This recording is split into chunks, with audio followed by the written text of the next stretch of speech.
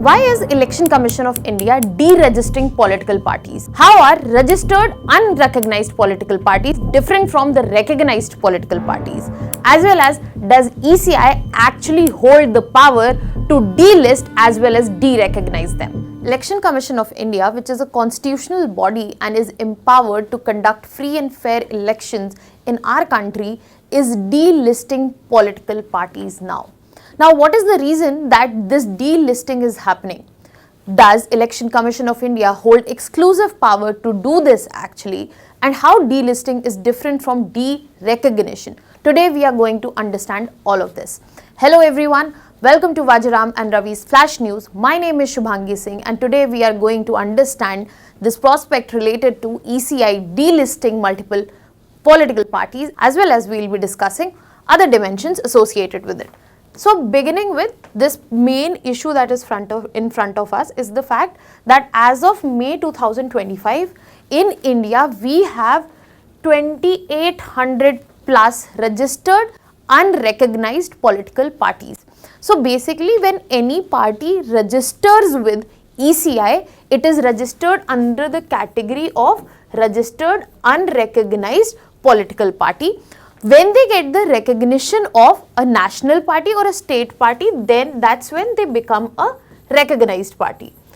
So, when we take in the number of RUPPs, basically that is registered unrecognized political parties, at present we have more than 2800. However, amidst this number, we only have 750 such parties which have contested the 2024 Lok Sabha elections, and that is not the only number that is worrisome here. Apart from that, if you see the delisting that Election Commission of India is talking about, there are another 345 registered unrecognized political parties which have not contested any election in last 6 years, and they also do not have any physical traceable address. Now, such parties, a term has been given to them, that is that they are letter pad parties. That means they are existing only on the paper and letter pad, and they are only used. That means the registration that they are getting from Election Commission of India only is for the financial benefits that they will be getting from there on. Now, two important things come in here, that what are the financial benefits if a party is to registered with ECI? We need to understand that, and then we also need to understand that ECI is talking about delisting, but is it holding the exclusive power to do so? So, let us start with the financial benefits that we are talking about. So, when we are talking about the financial benefits, the benefits in front of us are the first one being the tax exemption that they get under section 13A of Income Tax Act. So, wherever these parties which are registered, when they get donations, they are exempted from tax. After that, they have right to a common election symbol which is given to them by Election Commission of India, and they get to nominate 20 star campaigners. However, these two things change for the recognized parties. When we are talking about state parties and national parties, that's in where they get a election symbol which they can hold. That will not be changing with every election that is happening, and other than that, they get 40 star campaigners. The number changes for the state level and the national level. Now that we have understood what are the benefits associated, now let us look into what is the issue with it. So, when we are talking about the registered unrecognized political parties, they are basically registered under Representation of People Act 1951, and these parties are necessarily asked to that they must show allegiance to the constitution, they should promote secularism, democracy and integrity, and conduct inter-party elections as well. Now, problem is that it arises here. First, these RUPPs, maximum of the number, they are not conducting any sort of inner party elections. Second, the benefits that we just talked about, they are being misused. That means they are being used for wrong purposes here, and these parties actually do not exist. They are merely being used as a letterpad where they can scam things in a way. So, these are the two issues which are arising from in here. Now, What is the way to address this? Is to find those parties which are not contesting elections or not following the requirements to be a RUPP, and then they can be delisted. Now let us look into the delisting process and how it actually occurs. So when we talk about delisting, as I said, ECI is the one responsible for it, Election Commission of India. However, as per RP Act, because there is no mention, RP Act 1951, there is no mention about delisting.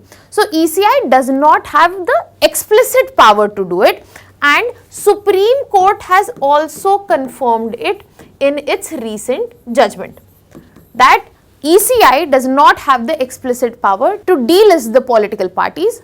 Only when there are certain situations it is ECI which is allowed to do so. So what are those situations?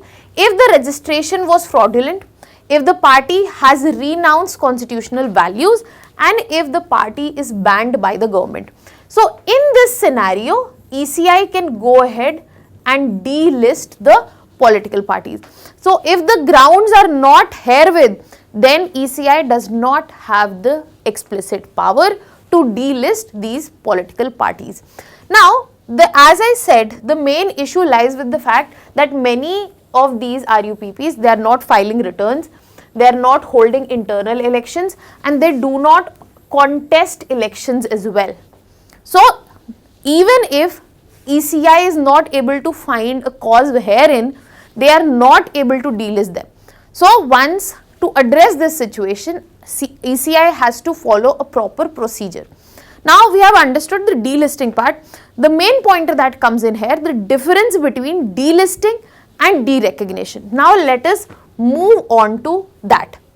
Now what exactly is derecognition? So I would like to take you back to the fact that whenever a party is registering with ECI, it becomes a registered unrecognized political party, and then when it gets recognition of a state party, state level party or national party, that's when it becomes a recognized party. So whenever a recognized party is getting the withdrawal or the recognition from a recognized party is being withdrawn by Election Commission of India, that is when it is known as derecognition. So basically the party will go back from becoming a recognized party to a registered unrecognized political party. It can contest elections, it can again go as it used to be, but it will not get the privileges of the recognized party that they used to get. Now how the recognition of political parties takes place?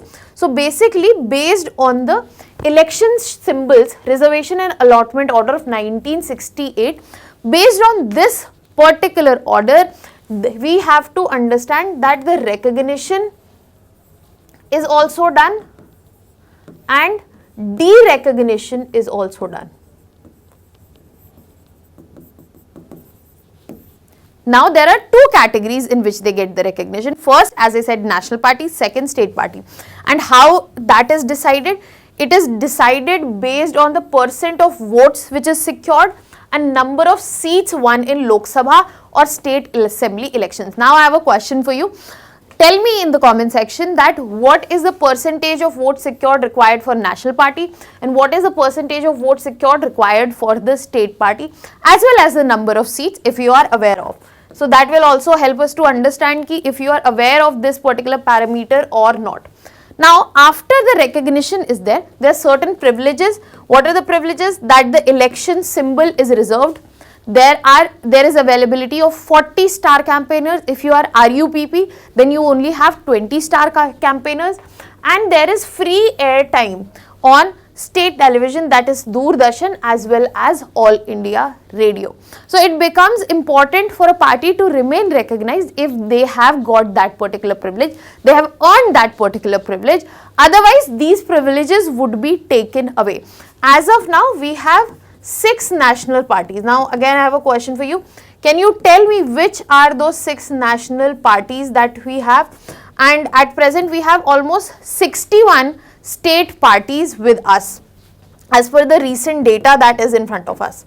Now what are the grounds for derecognition? Now the same order which allows recognition gives the power of derecognition to ECI itself.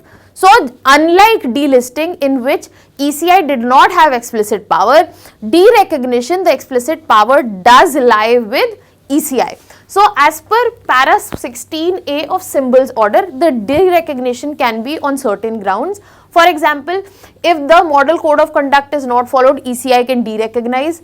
If there are violation of lawful directions that ECI has given, or if there is violation of constitution or RP Act, then RP Act 1951, then the derecognition can take place.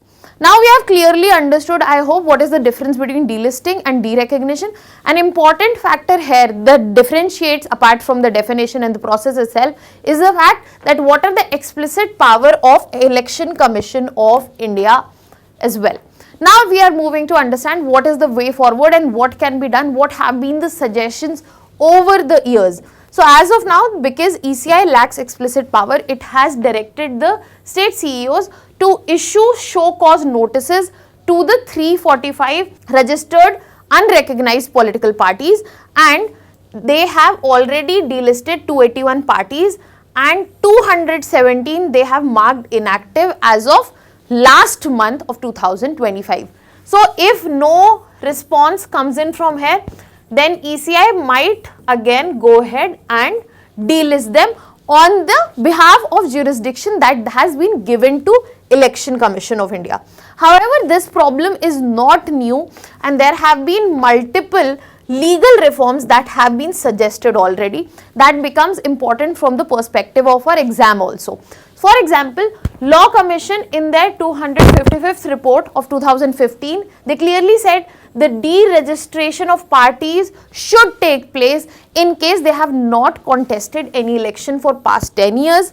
Then electoral reform proposal by ECI in 2016, they asked for the amendment of Representation of People Act so that ECI, Election Commission of India, has a clear power to deregister and delist as per the need.